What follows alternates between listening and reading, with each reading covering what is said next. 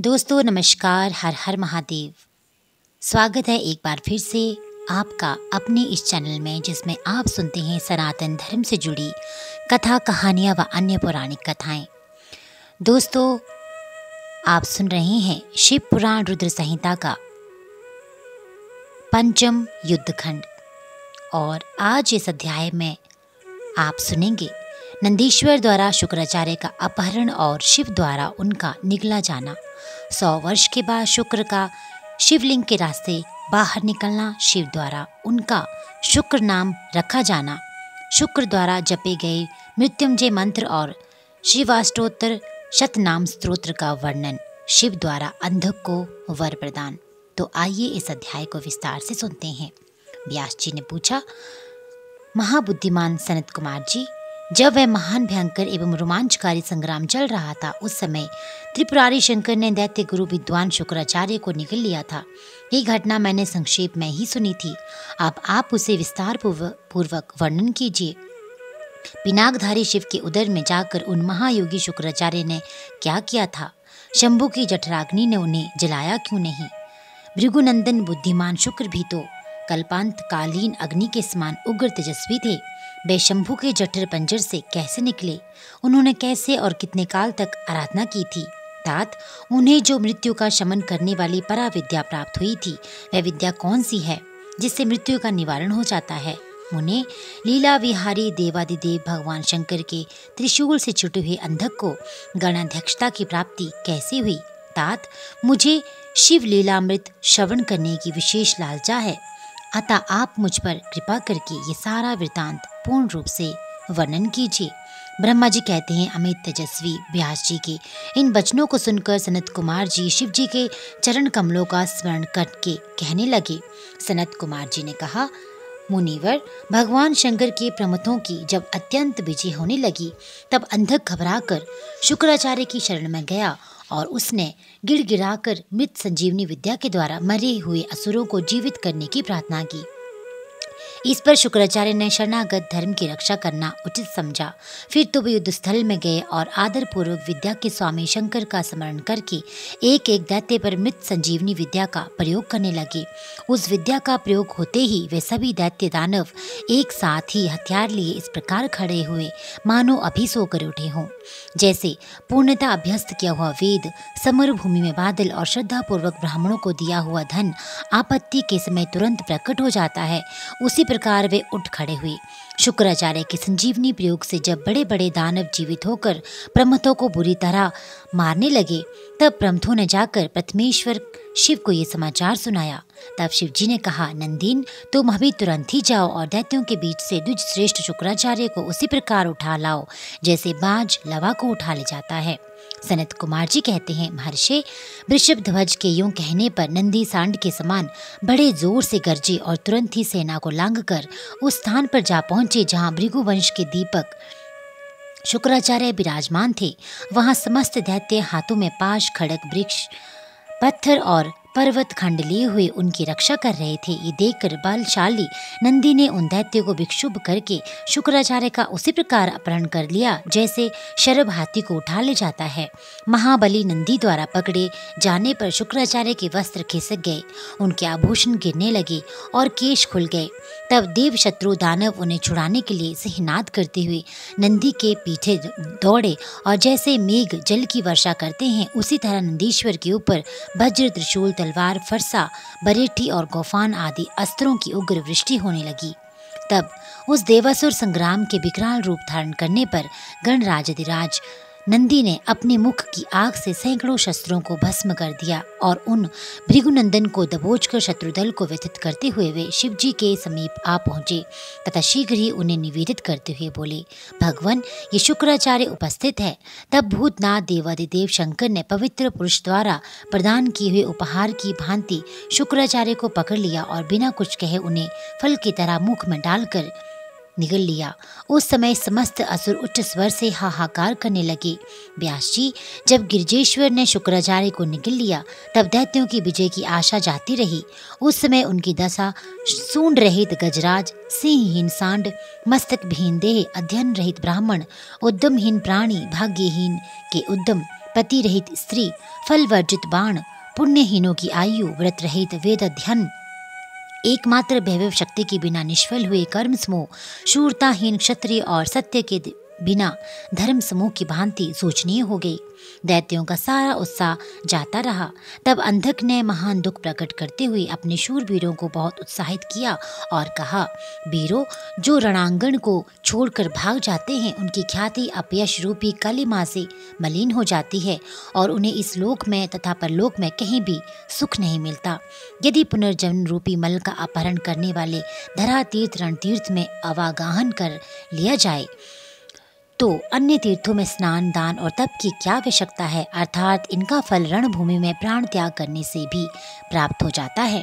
दैत्यराज के इस वचन को पूर्ण रूप से धारण करके वे दैत्य तथा दानव रणभेरी बजाकर रणभूमि में प्रमथ गणों पर टूट पड़े और उन्हें मथने लगे तथा बाण, खड्ग, वज्र सरीखे, कठोर पत्थर, पुशुंडी, भिंदीपाल, शक्ति, भाले, फरसे, खटवांग, पट्टिश, त्रिशूल, लकुट और मुसलों द्वारा परस्पर प्रहार करते हुए भयंकर मारकाट मचाने लगे। इस प्रकार अत्यंत घमासान युद्ध हुआ।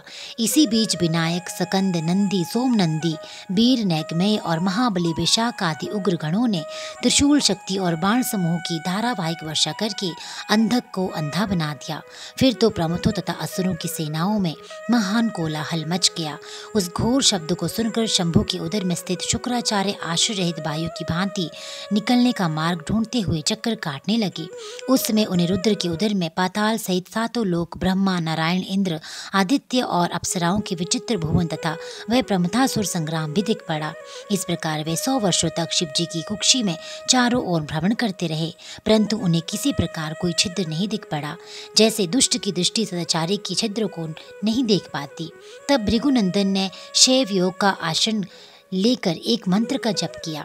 उस मंत्र के प्रभाव से वे शंभु के जठर पंजर से शुक्र रूप में लिंग मार्ग से बाहर निकले।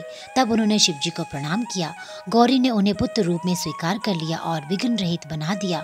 तदनंतर करुणा सागर महेश्वर भृगुनंदन शुक्राचार्य को वीर रास्ते से निकला हुआ देखकर मुस्कुराते हुए बोले। महेश्वर ने कहा, भृगुनंदन, चूंकि तुम मेरे लिंग मार्ग से शुक्र की तरह निकले हो, इसलिए अब तुम शुक्र कहलाओगे। जाओ, अब तो मेरे पुत्र हो गए। सनत कुमार जी कहते हैं, मुनिवर, देवेश्वर शंकर के यूं कहने पर सूर्य के सदृश कांतिमान शुक्र ने पुनः शिव जी को प्रणाम किया और वे हाथ जोड़कर स्तुति करने लगे। शुक्र ने कहा, भगवान, आपके पैर, सिर, नेत्र, हाथ और भुजाएं अनंत हैं। आपकी मूर्तियों की भी गणना नहीं हो सकती। ऐसी दशा में आप स्तुत्य की सिर झुकाकर किस प्रकार स्तुति करूं? आपकी 8 मूर्तियां बताई जाती हैं और आप अनंत मूर्ति भी हैं। आप संपूर्ण सुरों और असुरों की कामना पूर्ण करने वाले हैं तथा अनिष्ट दृष्टि से देखने पर आप संहार भी कर डालते हैं।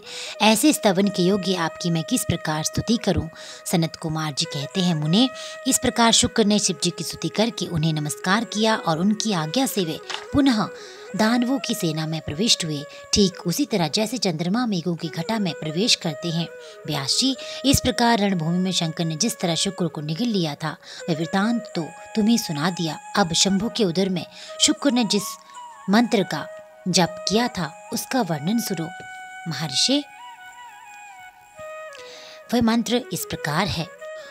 ओम, जो देवताओं के स्वामी असुर द्वारा वंदित भूत और भविष्य के महान देवता, हरे और पीले नेत्रों से युक्त महाबली, बुद्धि स्वरूप, बागंबर धारण करने वाले, अग्नि स्वरूप, त्रिलोक के उत्पत्ति स्थान ईश्वर, हरि नेत्र, प्रलयकारी, अग्नि स्वरूप गणेश, लोकपाल, महाभुज, महाहस्त, त्रिशूल धारण करने वाले, बड़ी बड़ी दाढ़ों वाले, काल स्वरूप महेश्वर, अविनाशी, काल रूपी नीलकंठ, महोदर, गणाध्यक्ष, सर्वात्मा, सबको उत्पन्न करने वाले, सर्वव्यापी, मृत्यु को हटाने वाले, पारियात्र, पर्वत पर उत्तम व्रत धारण करने वाले, ब्रह्मचारी, वेदांत प्रतिपाद, तप की अंतिम सीमा तक पहुँचने वाले, पशुपति, विशिष्ट अंगों वाले, शूलपाणी, वृषध्वज, पापाहारी, जटाधारी, शिखंड धारण करने वाले, दंडधारी, महायशस्वी, भूतेश्वर, गुहा में निवास करने वाले, वीणा और प्रणव पर ताल लगाने वाले, अमर, दर्शनीय, बाल सूर्य सरीखे रूप वाले,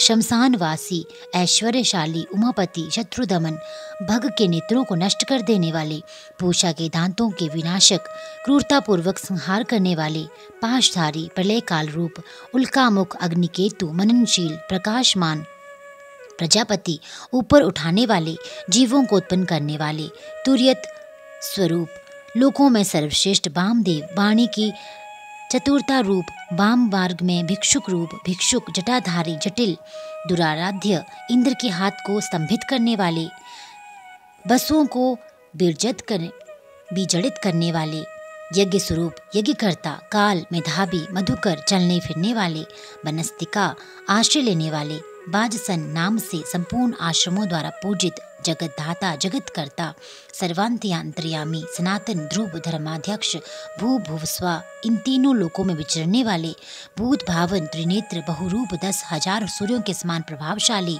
महादेव, सब तरह के बाजे बजाने वाले, संपूर्ण बाधाओं से विमुक्त करने वाले, बंधन स्वरूप, सबको धारण करने वाले, उत्तम धर्म रूप, पुष्पदंत, भाग रहित, मुख्य रूप, सबका हरण करने वाले, सुवर्ण के समान दीप्त कीर्ति वाले, मुक्ति के द्वार स्वरूप भीम तथा भीम पराक्रमी है, उन्हें नमस्कार है, उन्हें नमस्कार है।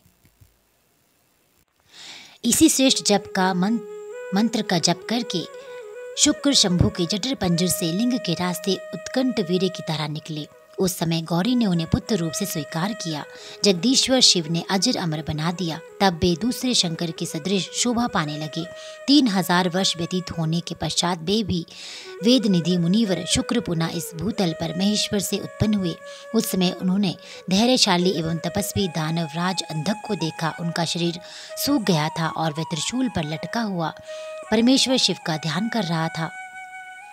वह शिव जी के 108 नामों का इस प्रकार स्मरण कर रहा था: महादेव, विरूपाक्ष, चंद्र अर्धकृत शेखर, अमृत, शाश्वत, स्थाणु, नीलकंठ, पिनाकी, वृषभाक्ष, महायज्ञ, पुरुष, सर्वकामद, कामारी, कामदहन, कामरूप, कपर्दी, विरूप, गिरीश, भीम, श्रीकी, रक्तवासा, योगी, कालदहन, त्रिभुग्न, कपाली, गूढ़व्रत, गुप्त मंत्र, गंभीर, भावगोचर, अणिमा, द्विगुणधार, त्रिलोकेश्वर, वरदायक, वीर, वीरहंता, घोर, विरूप, मांसल, पट्टू, महामंसाद, उन्मत्त, भैरव, महेश्वर, त्रिलोक के द्रावण, लुब्ध, लुब्धक, यज्ञसूदन, कृतिका सूतयुक्त, उन्मत्त, कृतिकावासा, गजकृति पारिधान, क्षुब्ध, भुज, भुजंगभूषण, दत्तालंब, बेताल, घोर, शाकनी पूजित, अघोर, घोर दैत्यघ्न, घोर घोष, वनस्पति, भस्मांग, जटिल, शुद्ध, भेरुषंड, शतसेवित, भूतेश्वर, भूतनाथ, पंचभूताश्रित, खग, क्रोधित, निष्ठुर, चंड, चंडीश, चंडिका प्रिय, चंडतुंड, गरुत्मान, निस्त्रिष्ट, शव भोजन, लेलिहान, महारौद्र, मृत्युर्गोचर, मृत्यु, मृत्यु, मृत्यु, महासेन, शमशान नारायण निवासी, राग, विराग, रागधांग, रागांध, वीतराग, शतार्ची, सत्व, रज, तम, धर्म, अधर्म, वास, वानुज, सत्य, असत्य, सद्रूप, असद्रूप, अहेतुक, अर्धनारीश्वर, भानु, भानुकोटि शतप्रभ, यज्ञ, यज्ञपति, रुद्र, ईशान, वरद, शिव। परमात्मा शिव की इन 108 मूर्तियों का ध्यान करके वह दानव उस महान यज्ञ, महान भय से मुक्त हो गया। उस समय प्रसन्न हुए जटाधारी शंकर ने उसे मुक्त करके उस त्रिशूल के अग्रभाग से उतार लिया और दिव्य अमृत की वर्षा से अभिषेक कर दिया। तत्पश्चात महात्मा महेश्वरा उसके जो कुछ किया था उसका सांत्वना पूर्वक वर्णन करते हुए उस महादैत्य अंधक से बोले। ईश्वर ने कहा, हे दैतेंद्र, मैं तेरे इंद्रिय निग्रह, नियम, शौर्य और धैर्य से प्रसन्न हो गया हूँ। अतः सुब्रत, अब तू कोई वर मांग ले। दैत्यों के राजाधिराज, तूने निरंतर मेरी आराधना की है, इससे तेरा सारा कल्मश धुल गया है। अब तू वर पाने की योग्य हो गया है, इसलिए मैं तुझे वर देने के लिए आया हूँ। क्योंकि 3000 वर्षों तक बिना खाए पिए प्राण धारण किए रहने से तूने जो पुण्य कमाया है उसके फल स्वरूप तुझे सुख की प्राप्ति होनी चाहिए। सनत कुमार जी कहते हैं, मुने ये सुनकर अंधक ने भूमि पर अपने घुटने टेक दिए और फिर वे हाथ जोड़कर कांपता हुआ भगवान उमापति से बोला। अंधक ने कहा, भगवान आपकी महिमा जाने बिना मैंने पहले रणांगण में हर्ष गदगद वाणी से जो आपको दीनहीन तथा नीच से नीच कहा है और मूर्खतावश लोक में जो निंदित कर्म किया है, प्रभु उस सब को आप अपने मन में स्थान न दें, अर्थात उसे भूल जाएं। महादेव, मैं अत्यंत ओछा और दुखी हूँ। मैंने काम दोषवश पार्वती के विषय में भी जो कुछ दूषित भावना कर ली थी उसे आप क्षमा कर दें। आपको तो मैं अपने कृपण दुखी एवं दीन भक्त पर सदा ही विशेष दया करनी चाहिए। मैं उसी तरह एक दीन भक्त हूँ और आपकी शरण में आया हूँ। देखिए, मैंने आपके सामने अंजलि बांध रखी है, अब आपको मेरी रक्षा करनी चाहिए। हे जगत जननी पार्वती देवी भी मुझ पर प्रसन्न हो जाए और सारे क्रोध को त्याग कर मुझे कृपा दृष्टि से देखे। चंद्रशेखर, कहाँ तो इनका भयंकर क्रोध और कहाँ मैं तुच्छ दैत्य चंद्रमौली, मैं किसी प्रकार उसको सहन नहीं कर सकता। शंभो, कहाँ तो परम उदार आप और कहाँ बुढ़ापा, मृत्यु तथा काम क्रोध आदि दोषों की वशीभूत मैं। महेश्वर, आपके ये युद्ध कला निपुण महाबली वीर पुत्र मेरी कृपणता का विचार न करें और मुझ पे क्रोधित न हो, क्रोध के वशीभूत मत हो। तुषार हार, चंद्र किरण, शंख, कुंद पुष्प और चंद्रमा के से वर्ण वाले शिव, मैं इन पार्वती को गुरुता के गौरववश नित्य मात्र दृष्टि से देखूं। मैं नित्य आप दोनों का भक्त बना रहूं।